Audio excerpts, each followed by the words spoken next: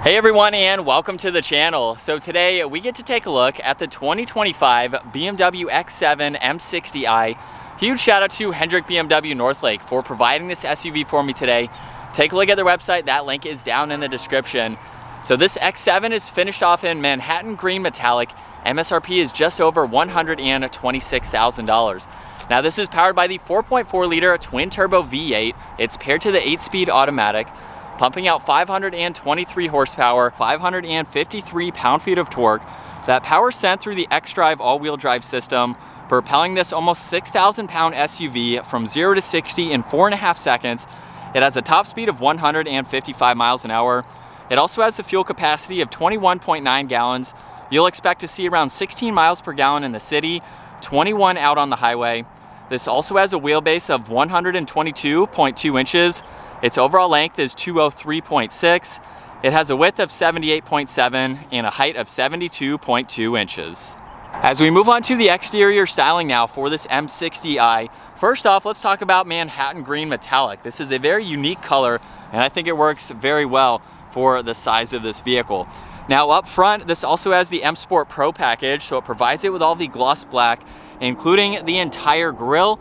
There's also active grille shutters that will open to provide better cooling. There's the forward-facing camera with the M badge.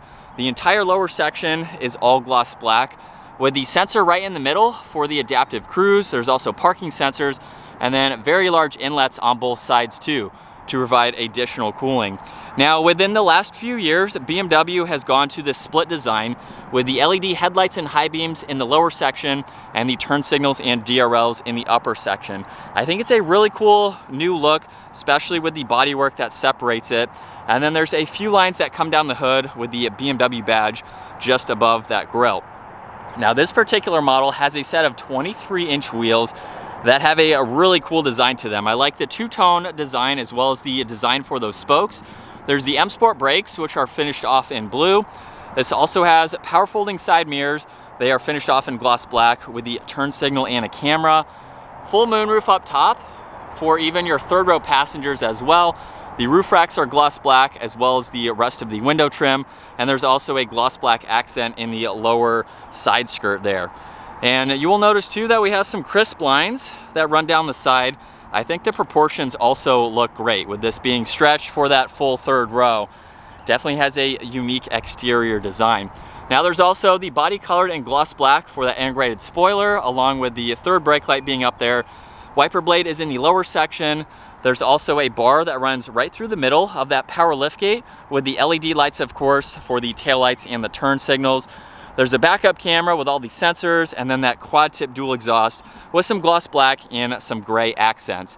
Now you can also use the key fob to remote start this. You can also use the key fob to gain access to the trunk space or the cargo space. So there's the button up top that you can also use as well.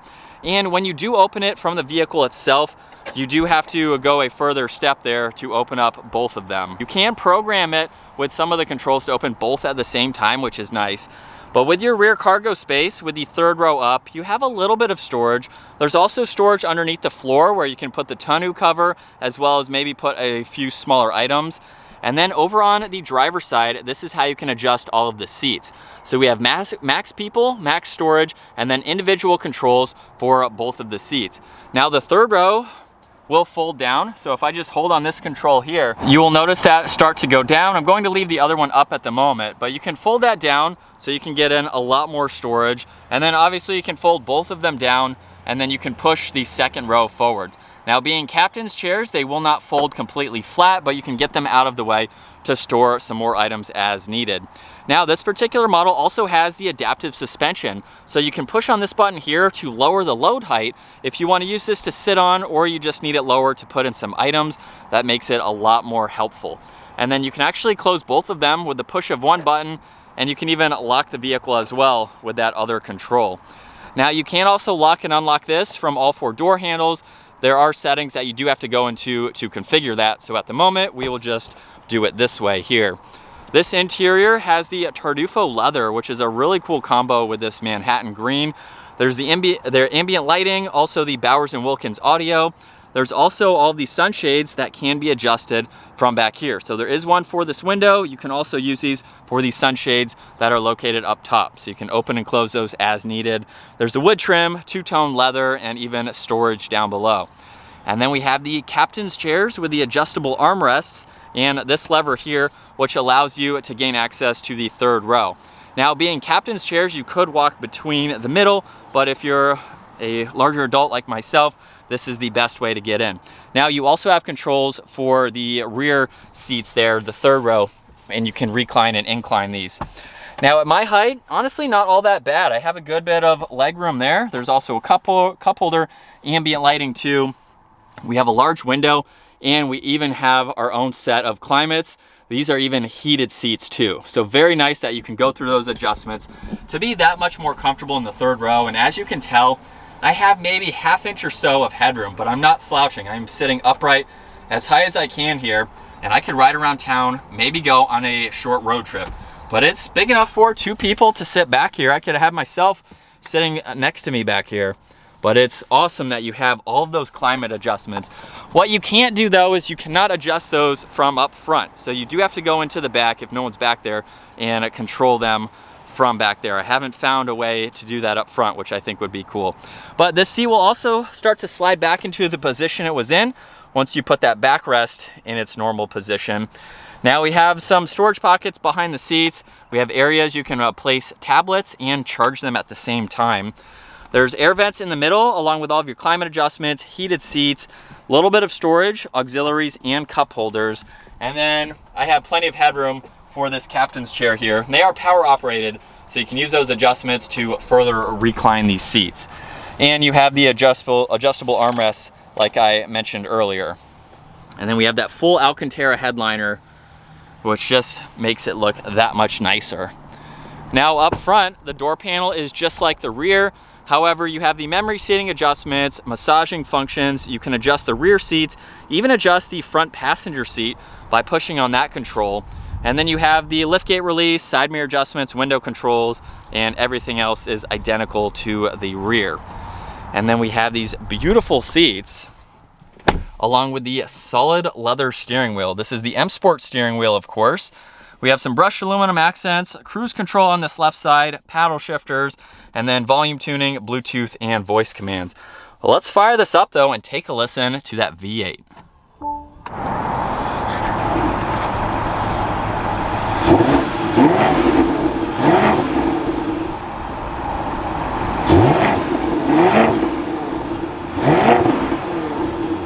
And looking at the gauge cluster, on the left side there's miles per hour, on the right side there's the tach along with what gear you're in.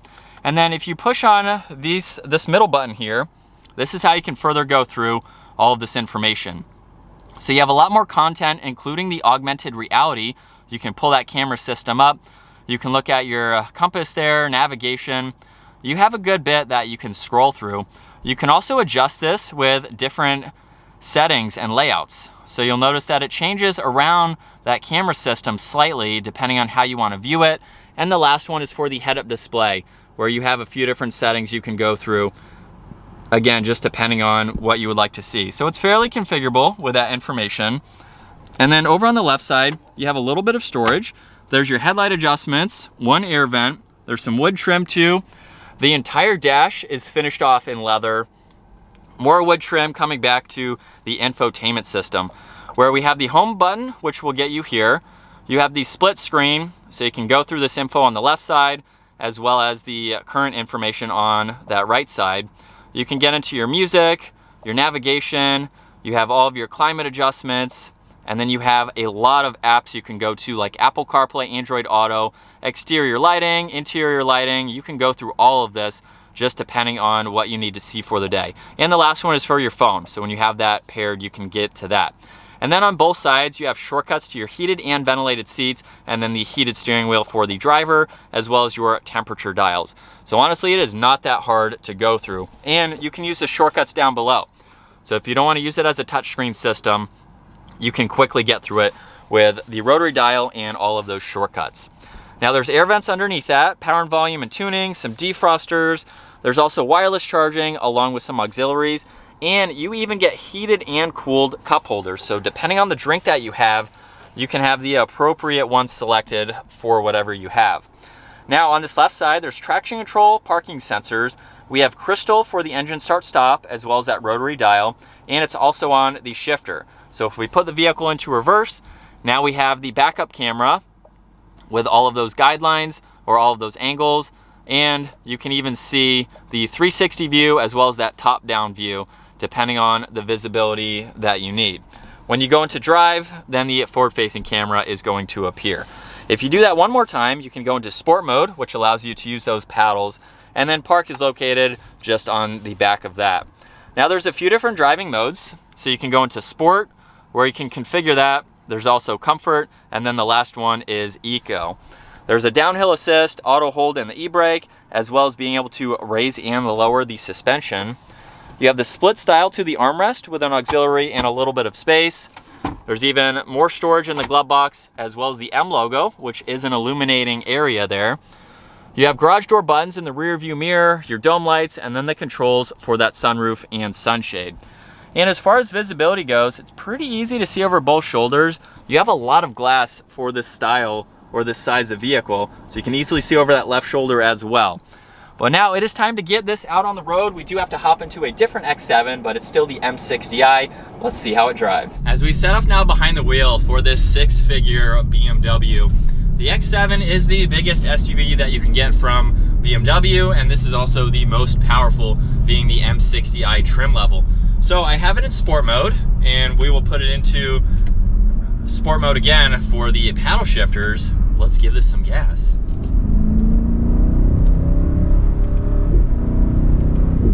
And it sounds pretty good. There's a few pops in that exhaust.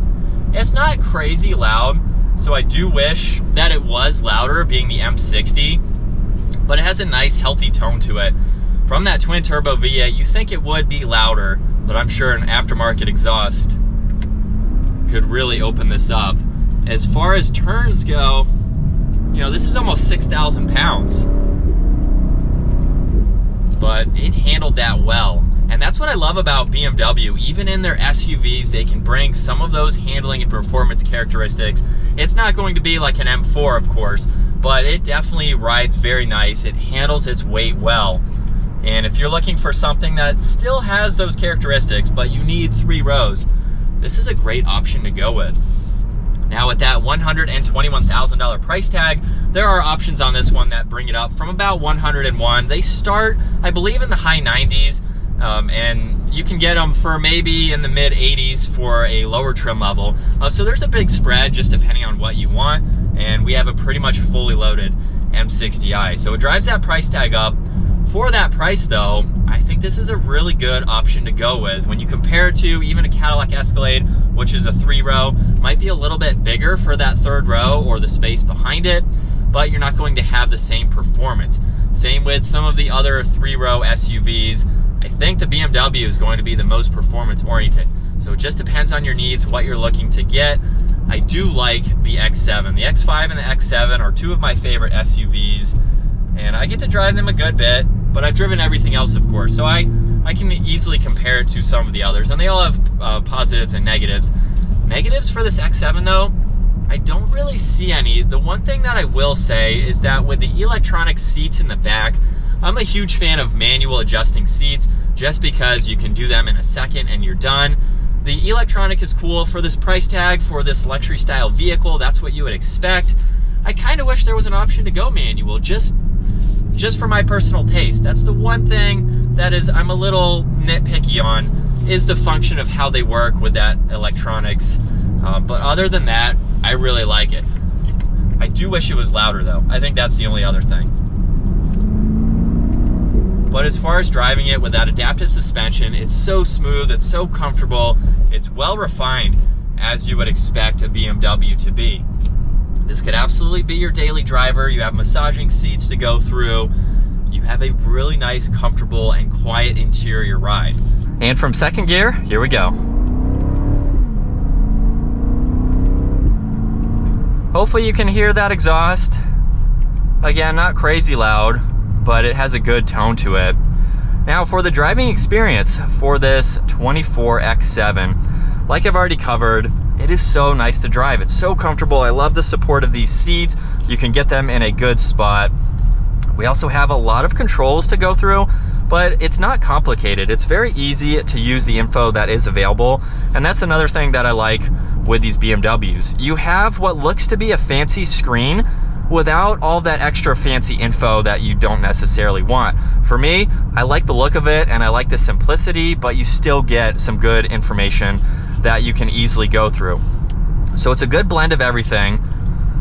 And for 120 grand, this is what you would expect. We have all of the bells and whistles for this sporty SUV. And as far as turning radius goes, it's a big vehicle. So, you know, parking lot situations, things like that, we dipped a little bit there. It's not all that bad. It's a little bit shorter than some other full-size 3 rows. I think just with that space that's behind the 3rd row. So it is a little bit smaller, not significantly, but it feels like it has a smaller footprint. It's not very large from the driver's seat, so I can see the back end of it very well through all my mirrors and everything. I will say, I think maybe one other downside to this is that there's no digital camera in the rear view. A lot of vehicles are coming with that. A lot of vehicles that are even half the price of this are coming with that too. So maybe BMW can incorporate that into its mirror at some point. I think it's just a trend that's slowly trickling into different manufacturers and things like that. And I've been in sport mode the entire time. If we go into eco now, this is basically just going to modulate the throttle response a little bit more.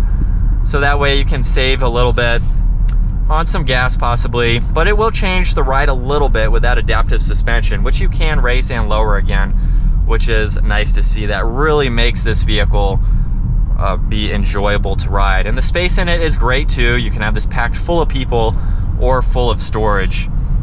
And you really have a good all-around blend for this performance SUV. So I think that is going to wrap it up for the 2024 BMW X7 M60i. Once again, a huge shout out to Hendrick BMW Northlake. Check out their website. Give this video a huge thumbs up if you enjoyed it. And make sure you smash that subscribe button so you guys can stay tuned with our daily uploads. I will see you all in the next video.